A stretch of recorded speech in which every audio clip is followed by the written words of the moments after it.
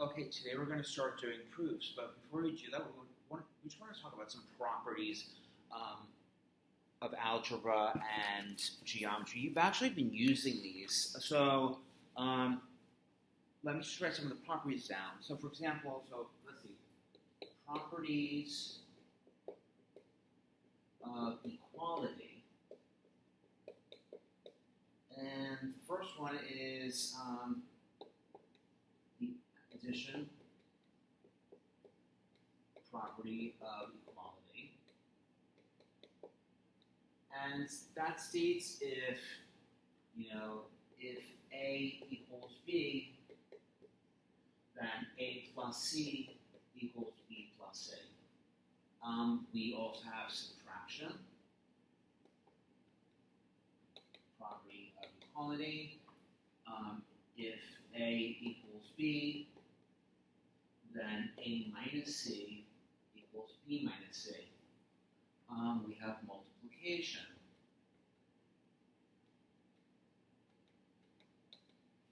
If A equals B, then A times C is equal to B times C.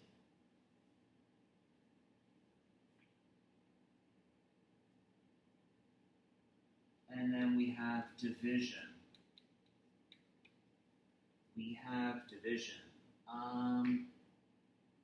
Same thing.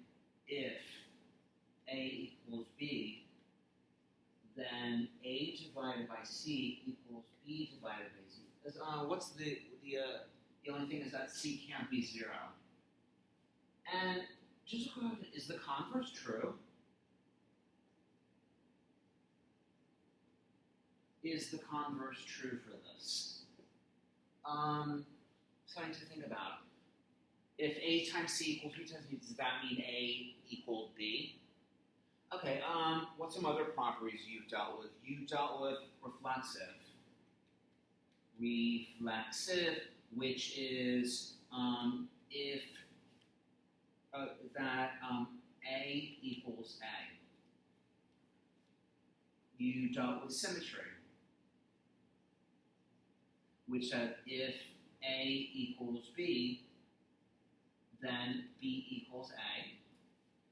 And you dealt with the transitive property, which is if A equals B and B equals C, then A equals C. This is another way of chain rule, and this is kind of what you did. I gave an example in the presentation that if 2x plus 5 equals 17, then 2x equals 12, and if 2x equals 12, then x equals 6. Therefore, 2x plus 5 equals 17, therefore x equals 6. A couple of other properties you did. You use distributive.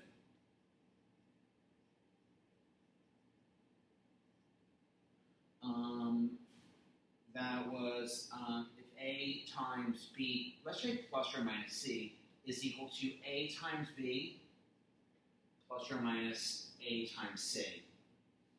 And then what else? You use associative. So A plus B plus C is equal to A plus B plus C. So you use all of these. You also use the identities, and the inverse. So these were properties of equalities. And when did you use these? Well, you no longer gave statements. So these are the properties of equalities, and you use all of these. Actually, this is not. You can skip this. So you use this in algebra. It was discussed, and then you moved on. Okay. Well, this is a geometry class, right? So freeze it, take notes, and let's move on. So, actually, you know what? Let me move to the other screen. Let me move to this board then. Right? We good? Yeah. Nice. Okay. What are some properties of now this? So let's talk about the properties. Properties of geometry. Well, we're going to start off with 3 things, which we did over there. So the first one is the reflexive. And it's simply put, angle A is congruent to angle A, or segment AB is congruent to segment AB. That's kind of important. If something is equal to itself, we're going to need that. You use that. Yeah, we'll see that in a second. What's next? Symmetry.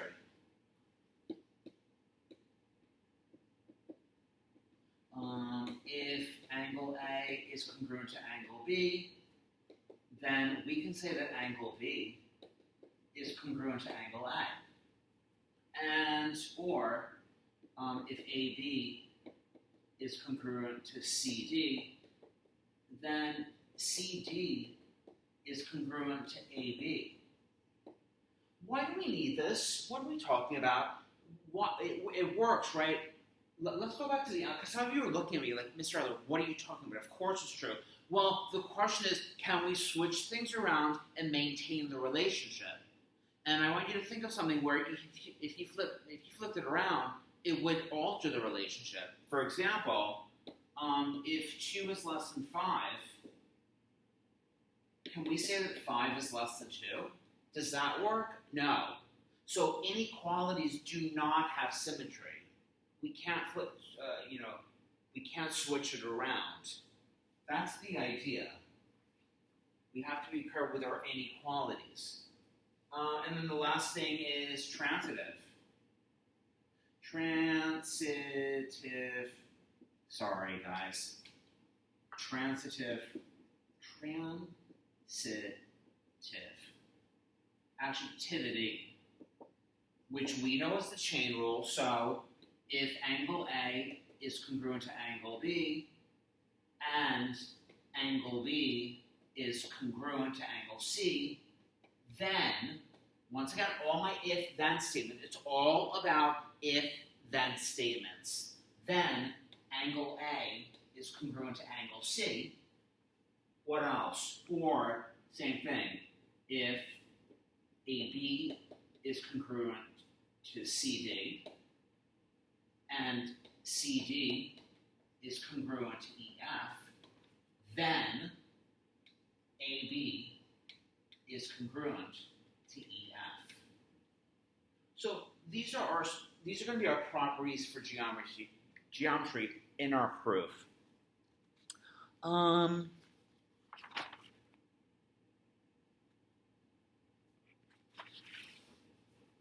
Okay. Good. Where do we see it in algebra? You don't need to copy this down, but I want to show you that you actually use that stuff. So if I say, 5 times, x plus 3 is equal to 2x minus 7, right? The question is, how do we use it? So I'm going to show you a proof, 2-column proof in algebra. So I'm going to make a column like this, all right? And so we're going to use these rules. So this is the idea of a 2-column proof. So I give you a statement, given, right? Next thing, 5 times x plus 5 times 15 equals 2x minus 7. How come I'm able to do this? Distributive property.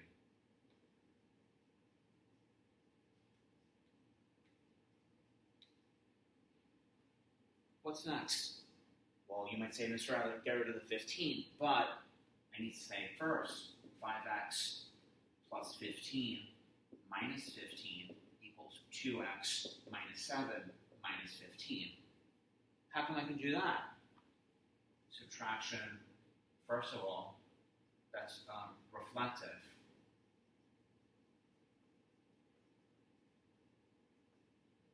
And subtraction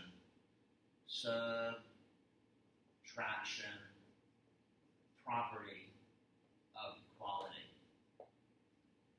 What's next? Well, you eliminate it, but I technically have to write this. So what's going on over here? This is known as the additive inverse. what's this part here? That's known as substitution. What's next? What's 5x plus 0? 5x. What's that property? That's known as the additive identity.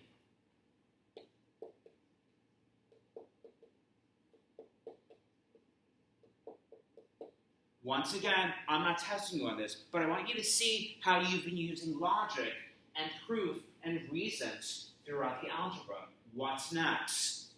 What's next?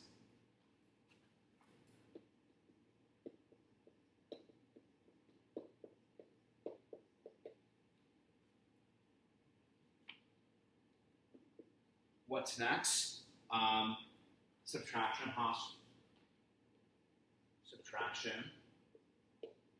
property of equality. What's next? Well, what's going on over here? I have to do the distributive property, right?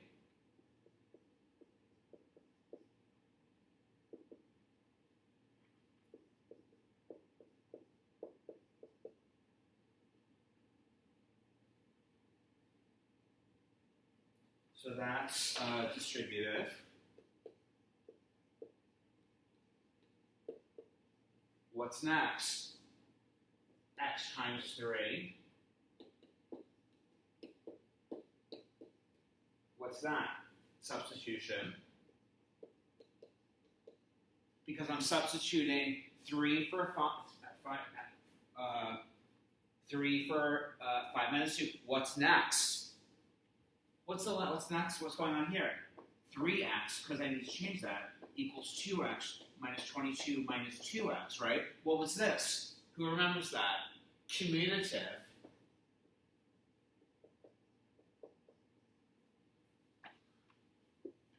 What's going on the right side? 3x equals 2x plus negative 2x plus negative 22. What did I do there? I switched this. That's a commutative again. Whoops, sorry. That's commutative. What's going on here? 3x equals 0. 0 minus 22. Additive identity. Additive inverse. What's next? 3 negative 22, additive identity.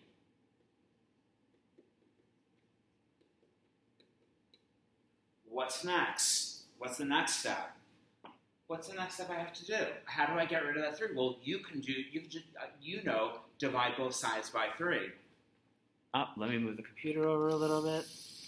You guys know divide it by both sides by 3, right?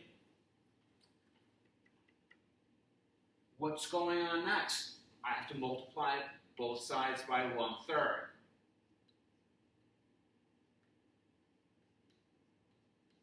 That is the additive inverse.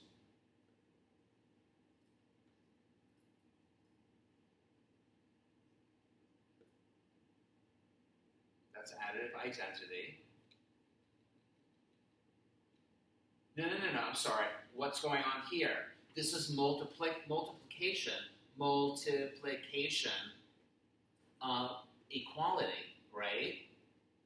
Or dividing both sides by 3. What's next? 1x equals negative 22 over 3.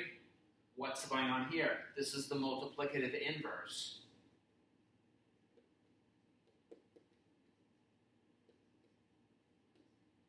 Last step. X equals negative 22 over 3. This is the multiplicative identity. Okay, so am I going to make you... So how many steps was this? 1, 2, 3, 4, 5, 6, 7, 8, 9, 10, 11, 12, 13, 14, 15 steps. And 15 reasons. Now, this is the idea of a 2-column proof. We're going to be talking about that in the next video. So, but the idea is I'm not going to make you do anything, but in this course, what I want you to see, and for the next month or so, we're really going to be talking about arguments and, what's going to be behind the scenes. So every proof is going to be, you're going to give me a statement, and then you're going to give me a reason, okay? That's it. So I'm going to stop this video, and then we'll go on to the next video and we'll start doing some geometric proofs.